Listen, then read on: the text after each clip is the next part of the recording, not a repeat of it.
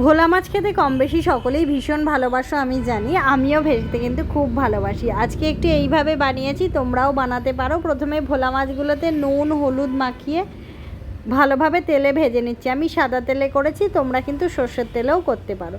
তবে ভোলা মাছগুলোকে লাল লাল করে ভালো করে কিন্তু ভেজে নেবে।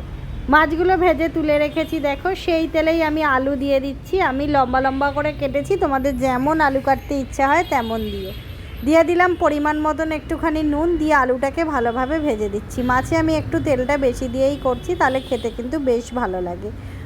টমেটোটাকে একটু থেতো করে নিয়েছি, সেই টমেটোটাও দিয়ে দিলাম, দিয়ে এটাকেও ভালোভাবে আলুর সঙ্গে ভেজে নিচ্ছি। খুব চটজলদি রান্না, খেতেও কিন্তু খুব ভালো হয়। আমি কিন্তু এখানে কোনো রকম পেঁয়াজ রসুন ব্যবহার করিনি। এবার আমি একটু লঙ্কা বেটে রেখেছিলাম, সেটাই কিন্তু দিয়ে দিলাম। দেখো এই লঙ্কা বাটাটা আমি শিলে বেটেছি, বুঝলে। দিয়ে লঙ্কাটাকে ভালোভাবে কষিয়ে নেব এর সাথে। আর একটুখানি গোটা জিরেটাকে আমি জলে 10 মিনিট ভিজিয়ে রেখে গোটা জিরেটা ভেজে নিয়েছি, সেটাও ব্যবহার করব। দিয়ে দিলাম হলুদ নুন, দিয়ে ভালোভাবে কিন্তু আমি এই আলুটাকে কষিয়ে নেবো। এই আলুটা যত কষাবে স্বাদ কিন্তু তত ভালো বাড়বে। এই ভোলা মাছের ঝালটা দিয়ে তোমরা কিন্তু গরম ভাত খেতে পারো, দারুণ লাগবে। যে জিরেটা বললাম সেই জিরেটাও দিয়ে দিয়েছি, দেখো, দিয়ে ভালোভাবে কষিয়ে নিচ্ছি।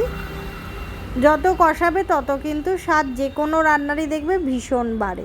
আর প্রত্যেকটা বাড়িতেই কিন্তু দেখবে প্রায় দিনই মাছ হয়, আর মাছটা একটু এরকম হালকা পাতলা ঝোল করলে কিন্তু খেতে বেশ ভালো লাগে। এটা তোমরা রুই মাছেরও করতে পারো।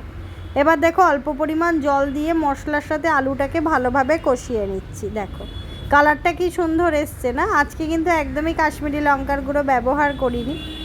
দেখো এবার আমি ওপর থেকে একটু ধনেপাতা দিয়ে দিচ্ছি, সেটা দিয়েও কিন্তু ভালোভাবে একটু নেড়ে নেবো। এতে কিন্তু ধনেপাতার ফ্লেভারটা বেশ মাছের ঝোলের সাথে মিশে যাবে। যখন তোমরা খাবে তখন বুঝতে পারবে যে ধনেপাতার গন্ধটা কিন্তু খুব সুন্দর আসছে। এবার দেখো কত সুন্দর কালারটা আসছে, দেখেছো কি সুন্দর দেখতে লাগছে, তাই না। এবার আমি পরিমাণ মতো জল দিয়ে দেবো, তোমরা যে যতটা ঝোল খাবে ততটা জল দিও।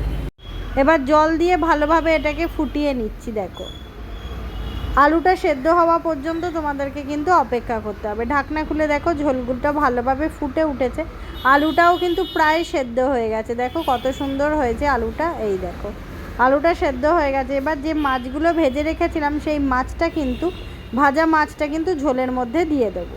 দেখো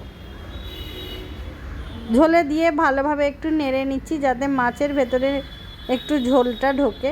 দেখো হালকা করে করছি, বুঝলে।